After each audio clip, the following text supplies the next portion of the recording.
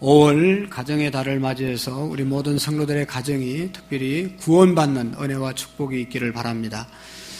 우리의 자녀들이 축복받고 또 구원받고 우리의 부모님들이 구원받고 축복받는 그런 우리의 생애가 될 수 있기를 축복합니다.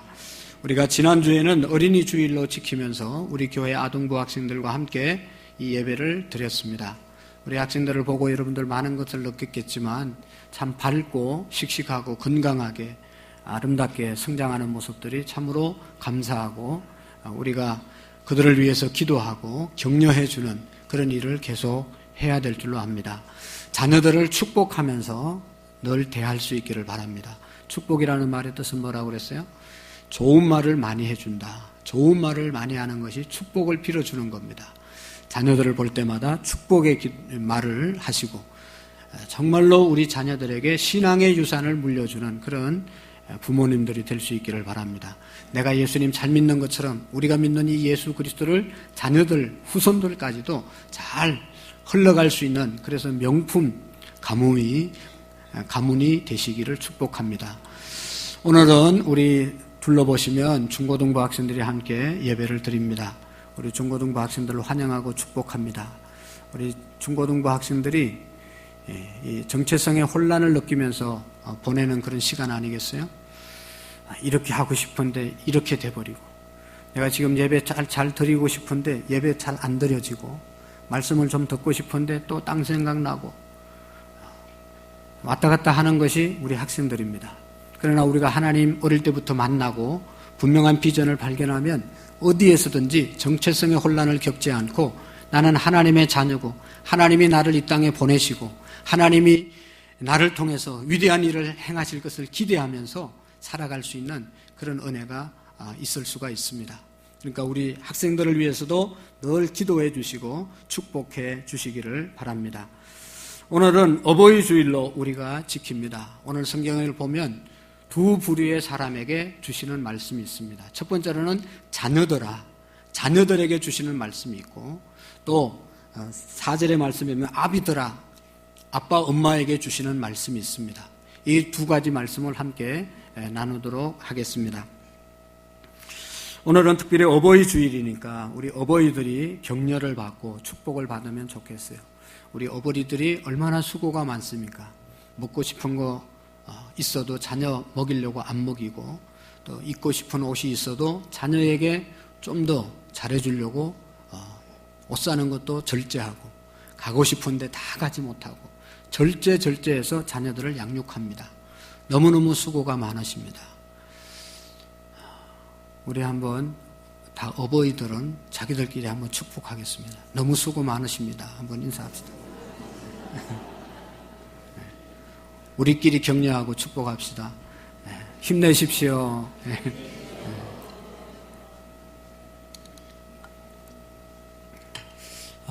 너무 수고가 많습니다. 정말로 자녀들이 훌륭하게 큰다는 것은 쉬운 일이 아닙니다. 그럼에도 불구하고 우리 교회 자녀들을 보면 성도님들 자녀들을 보면 다 하나같이 아빠보다 엄마보다 수천 반배 잘났습니다. 너무 잘났어요. 그런 공장에서 그런 자식이 어떻게 나오는지 모르겠어요. 하나님의 은혜인 줄로 믿습니다. 너무너무 훌륭하게 잘 컸습니다. 앞으로도 더 훌륭한 자녀들 될 줄로 믿습니다. 여러분, 자녀된 우리들이 여기 우리 자녀되는 분도 있고 또 부모만 되는 분도 있고 그런데 두 개 다 해당되는 사람도 있습니다. 특별히 자녀들이 부모에게 어떻게 해야 할 것인지에 대해서 간단하게 오늘 성경을 통해서 말씀을 드리겠습니다. 오늘 에베소서 6장 1절에서 4절까지 특별히 3절까지는 하나님의 말씀 가운데 부모님들이 자녀들이 부모를 어떻게 대해야 할 것인가 하는 것에 대해서 말씀해 주고 있습니다. 그 첫 번째로는 뭔가 하면 6장 1절 2절을 한번 읽어보실까요? 시작. 자녀들아 주 안에서 너희 부모에게 순종하라. 이것이 옳으니라. 내 아버지와 어머니를 공경하라. 이것이 약속 있는 첫 계명이다. 아멘. 자녀들은 부모에게 두 가지 순종하고 또 하나는 뭐예요? 공경하라. 하고 싶지 않아서 대답을 안 하잖아요. 다시 부모에게 어떻게 하라고요? 순종하라. 이것이 옳으니라. 이것이 마땅하다. 그런 뜻이에요. 그 다음에 내 아버지와 어머니를 어떻게 하라고요? 공경하라. 공격하라가 아니고 공경하라. 어떤 사람은 자꾸 공격하라. 공격하면 안 되죠, 부모님을. 여러분, 우리가 먼저 부모님께 순종하고 격려하기 전에, 이제 공경하기 전에 한 가지 먼저 생각해야 될 것은 부모님의 은혜는 정말로 우리가 말로 다 표현할 수 없고 형용할 수 없다는 사실을 먼저 깨달았으면 좋겠습니다. 정말로 부모님의 은혜를 우리가 다 헤아릴 수가 없습니다. 그래서 옛날에 윤춘병 목사님이 이런 작사를 했잖아요. 높고 높은 하늘이라 말들 하지만 나는 높은 게 또 하나 있지. 낳으시고 키우시는 어머님 은혜, 푸른 하늘 그보다도 높은 것 같아. 넓고 넓은 바다라도 말들 하지만 나는 넓은 게 또 하나 있지. 사람 되라고 이러시는 어머니 은혜, 푸른 바다 그보다도 넓은 것 같아. 우리 윤춘병 목사님이라는 분이 작사를 하고 그 다음에 박재훈이라고 하는 목사님이 작곡을 했습니다. 그래서 옛날에는 우리 찬송가에 수록이 되어 있었습니다. 그래서 어버이날 이것을 불렀는데 자꾸 바뀌면서 빠뜨려진 겁니다. 기독교는 효도의 종교입니다. 오해된 것 중에 하나는 제사 안 지낸다고 기독교는 불효하는 종교다 그랬는데 천만의 말씀입니다. 성경을 자세히 읽어보면 기독교만큼 효도를 강조하고 효도를 실천하라고 가르치는 종교가 없습니다. 우리의 주님이신 예수 그리스도가 자기 어머니를 얼마나 잘 섬겼는지 마지막 십자가에서 운명하는 그 시간까지 자기 제자 요한에게 내 어머니다. 너의 어머니도 된다. 내 대신 네가 좀 잘 섬겨달라. 십자가에서 운명하시기 직전까지도 자기 어머니를 걱정하고 보냈던 분이 바로 예수 그리스도입니다. 그 예수님을 믿는 저와 여러분들은 당연히 우리가 부모님을 공경하고 또 순종해야 될 줄로 믿습니다. 부모님의 사랑, 부모님의 은혜, 하늘보다도 높고 바다보다도 넓고 어떤 것으로도 다 표현하기가 부족합니다. 여러분, 이 장사익 씨라고 하는 분이 불른 노래 중에 하나가 어머니 꽃구경 가요. 어머니 꽃구경 가요. 여러분들이 유튜브에 한번 쳐서 집에 가서 한번 들어보시기를 바랍니다. 어머니 꽃구경 가자고 아주 열심히 불러요. 이 노래는요, 노모의 자식 사랑, 그냥 다 돌아가실 때 됐는데 그때까지도 자식을 생각하는 그 사랑을 담고 있는, 특별히 그 시대는 고려장을 하는 시대였습니다. 연세가 드신 분들은 다 고려장을 해버리는 그런 시대인데, 삶이 어려운 어느 봄날 아들은 꽃구경 가자고 하면서 어머니를 등에 업고 밖을 나섭니다. 세상에 온통 꽃핀 봄날 어머니는 좋아라고 아들 등에 업혔습니다. 그런데 마을을 지나고 산길을 지나고 산자락을 휘감겨 깊은 산골짜기로 향하자 어머니는 눈을 감아버립니다. 그리고는 그 이후부터는 돌아갈 아들이 길 잃고 헤맬까봐 자식 걱정에 솔잎을 한 움큼씩 따서 가는 길에 뿌립니다. 아들은 이런 어머니 마음도 모르고 왜 귀찮게 쓸데없이 그런 짓을 하냐고 역경을 냅니다. 이때 어머니가 대답합니다. 아들아, 너 혼자 내려갈 일 걱정이구나. 길 잃고 헤맬까봐 걱정이구나. 그러면서 왔던 길 잘 표시하느라고 솔잎을 따서 자식이 걸어가는 그 길을 뿌렸다는 그런 노래가 있지 않습니까? 이것이 바로 아무리 연세가 많아도 자식 사랑하는 그런 사랑은 변함이 없다는 겁니다. 하나님 사랑 다음에 가장 큰 사랑이 부모님 사랑입니다. 자식이 아무리 순종하고 공경한다고 한들 그 받은 은혜, 부모님의 은혜를 우리가 다 갚을 수가 없고 헤아릴 수가 없는 것입니다. 자식이 부모 속마음을 알 수가 없습니다. 그 부모님의 깊은 속을 우리가 어떻게 알 수 있겠습니까? 부모님의 마음을 흡족하게 해드린다고 한들 그 부모님의 마음을 우리가 얼마나 헤아릴 수가 있겠습니까? 여러분, 자식은 부모의 필과 살을 먹고 성장합니다. 부모님의 사랑, 헌신, 수고, 이것 때문에 오늘 저와 여러분들이 이곳에 있는 겁니다. 그럼에도 불구하고 어머니가 차려주신 밥상, 어머니가 차려주는 밥상 당연한 줄로 알고 아버지가 벌어서 주는 용돈 당연히 받아야 될 줄 알고 아무런 감사한 마음 없이 받고 살아간 사람들이 오늘 저와 여러분들입니다. 자녀들의 앞길을 항상 염려하고 걱정하고 어떻게 해서든지 우리의 자녀들은 앞길이 잘되게 하기 위해서 애쓰는 부모님의 마음을 누가 알겠습니까? 아무리 자녀가 똑똑하고 명문대학을 나왔다 한들 부모님의 그 깊으신 사랑과 그 마음을 알 길이 없습니다. 오래전에 있었던 글인데요.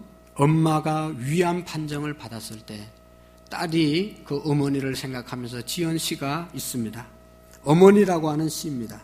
서울여자대학 사랑의 편지함의 공모점에서 대상을 받은 그러한 내용입니다. 나에게 티끌 하나 주지 않는 거린들이 내게 손을 내밀면 불쌍하다고 생각했습니다. 그러나 나에게 전부를 준 어머니가 불쌍하다고 생각해 본 적은 없습니다. 나한테 밥 한 번 사준 친구들과 선배들은 고마웠습니다. 답례하고 싶어서 불러냅니다.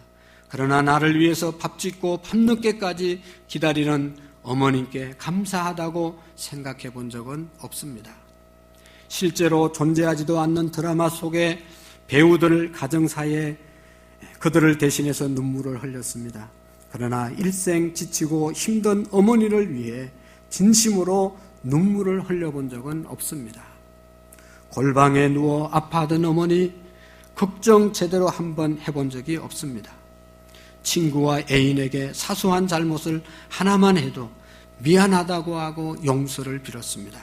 그러나 어머니에게는 잘못을 셀 수도 없이 많아도 용서를 구하지 않았습니다. 죄송합니다. 죄송합니다. 이제야 알게 되어서 죄송합니다. 아직도 너무도 많은 것을 알지 못해 죄송합니다. 이런 시가 우리 자녀들을 대변하는 시라고 생각을 해봅니다.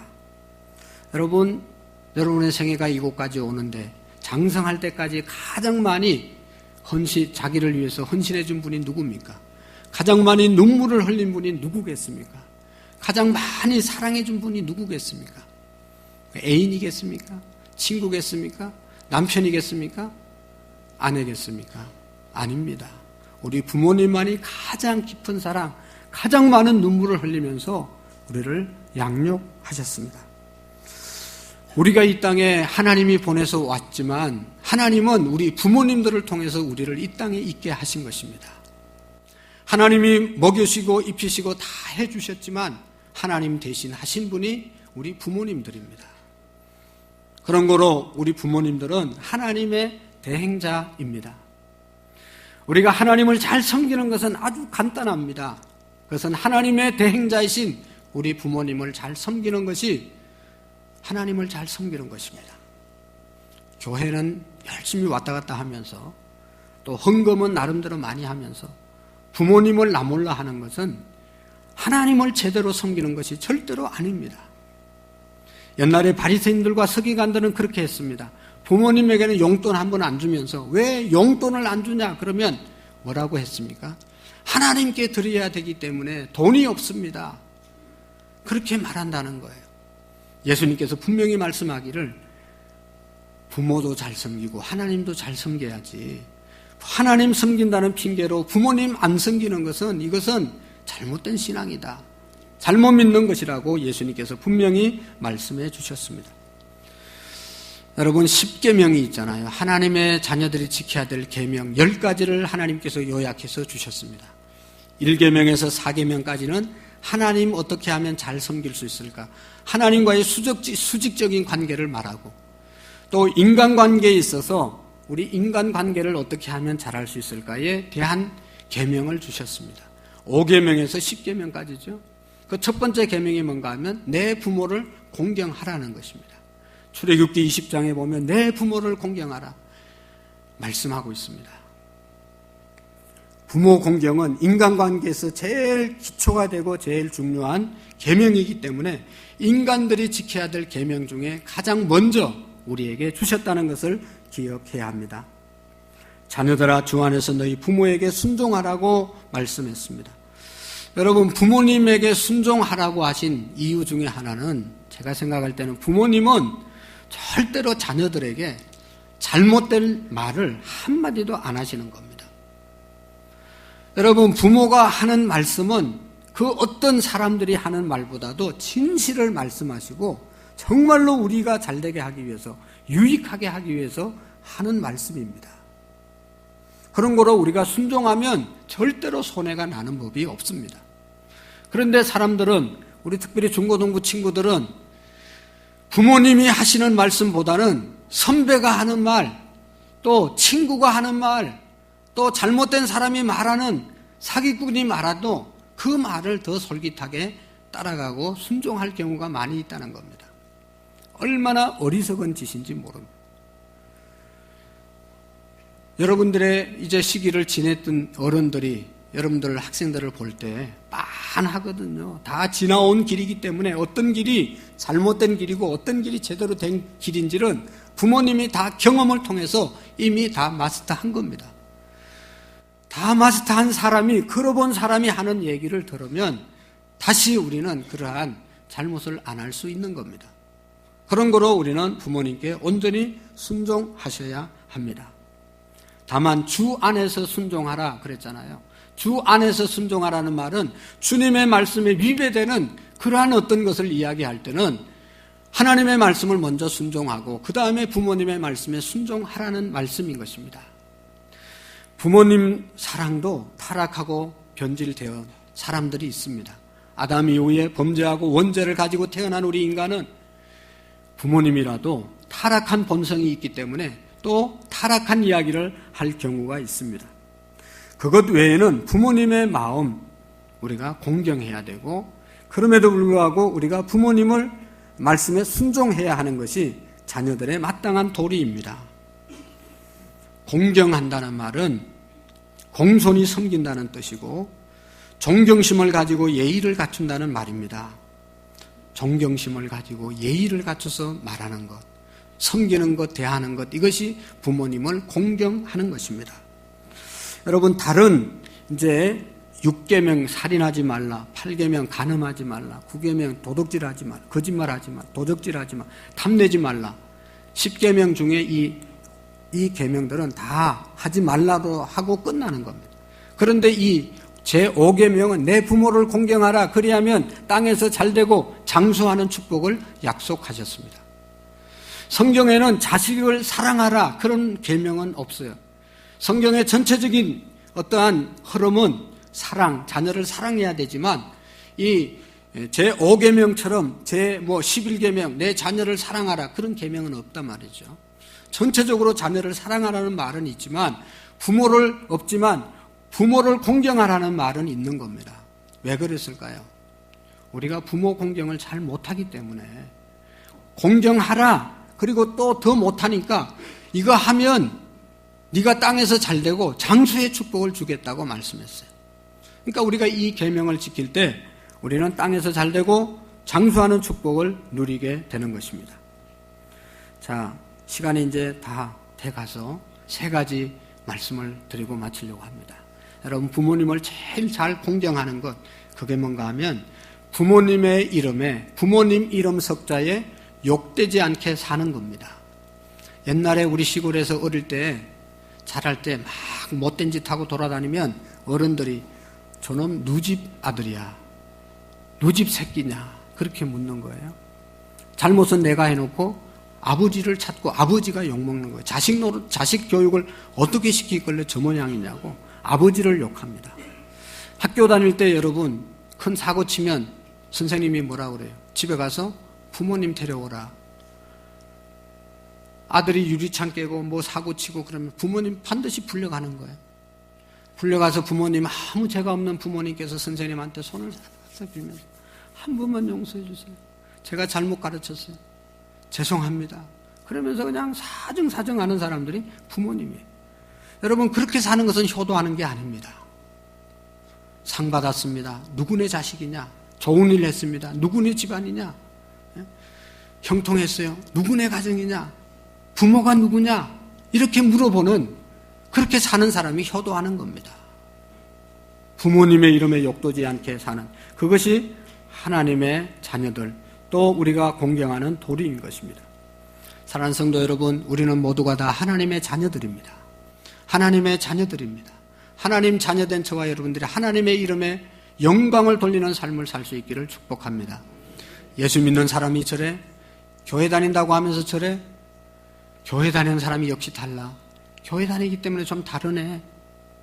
이것이 부모님에게 또 하나님께 영광을 돌리는 일이라고 믿습니다.